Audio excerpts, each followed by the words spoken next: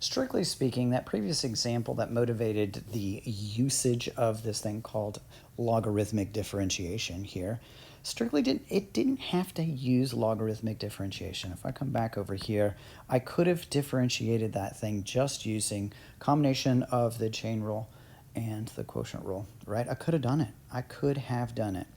These over here on example 12, not so much. We want to take the derivative with respect to x of the two functions. Look at this crazy business. We've got sine x, all of that raised to the x power. And then we have, I wonder even what that function looks like. I bet Desmos has the answer. And then we have y is equal to x raised to the square root of x power. How do I take the derivative of these? Logarithmically. All right, which means step number 1 is going to be to take the natural log of both sides of this guy. And on the left-hand side, of course, I'll have the natural log of y, an implicit equation now. And when I take the natural log of the right-hand side, sine x to the x power, this is going to allow me to bring this x down. Ba-doom. Using the property of exponents. So I have the natural log of y is equal to x times the natural log of the sine of x. There we go. And so now I have made a function that I can find, actually an equation, not necessarily a function, that I can implicitly differentiate. And over here on the right-hand side, I'll have to use the product rule for. So let's work this down here. Derivative of the natural log of y is y prime over y.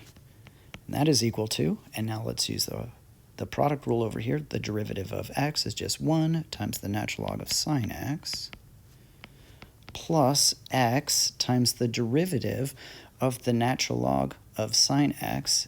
That's u prime over u, so times.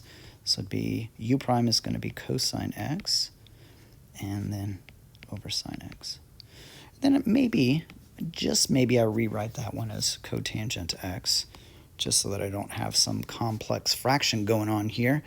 Y prime over y is equal to the natural log sine x plus x cot x. And now remember, I have to get rid of this y. I have to multiply it over here, and when I do, I'm going to have to back substitute with the original function, which is this guy. Right? Can I do that all in one step? I think I can. When I multiply this y over here, it's going to be sine x raised to the x power times the natural log of sine x plus x cotangent of x. Ta-da! Something that would have been difficult, if not impossible, to do without logarithmic differentiation. All right, let's look at the next one here. We've got y is equal to x raised to the square root of x power. Once again, I don't have a derivative rule for that, but I do have something that is exponential, which would be made simpler by taking the log of both sides. So let's do that. Natural log of y is equal to, and I can leapfrog this power down, not in the same way that I'm taking the derivative, but in the same way of using a property of logarithms, square root of x times the natural log of x. And now I'm ready to take its derivative implicitly. Is there enough room here? Probably not. So this guy's going to travel way down here and dividing line. There we go. And then let's make this x to the 1/2 power, of course. What's the derivative of the left-hand side? Y prime over y is equal to, once again, product rule. Derivative of the first is 1/2 x to the negative 1/2 power times the natural log of x plus square root of x, or maybe even x to the 1/2. Maybe I do that. X to the 1/2. Okay, whatever. And then 1 over x times 1 over x. Yeah. All right, let's do a little bit of cleaning up here, shall we? I got y prime over y is equal to, this guy will stay on the top. These two guys will go down to the bottom. So this is 1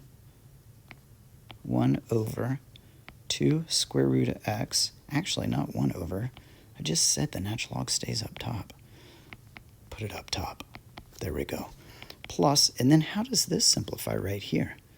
Well, this is x to the 1/2 power to be up top here, so it's more like this, x to the 1/2 over x. And then I have like bases, and I subtract the exponents. It makes a 1/2 x, x to the 1/2 on the bottom. That's the square root of x. That's 1 over the square root of x. I could get a common denominator on this. This one is, you know, kind of straightforward to get a common denominator. I just need a factor of 2 on the top and the bottom here. So this is equal to the natural log of x over 2 square root of x plus 2 over 2 square root of x. And then I can just add these things together. And just to make it less confusing, I'll bring that 2 out to the front. Just exchange the order of that thing.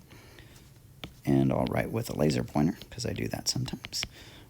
2 plus the natural log of x, all of this over 2 squared x, and then I'm done. Except I'm not done, because I've got to get rid of this y. I'll multiply this y over, and what the heck was y? Y was originally x raised to the square root of x power. So y prime is equal to x raised to the square root of x power multiplied times the quantity 2 plus the natural log of x, all of this over 2 square root of x. And we're done. Not only with this, not only with this example, but with the lesson, as you can see. We were able to come up with a method, foolproof, if you will, of finding the derivatives of logarithmic functions. More or less, it is some form of u prime over u.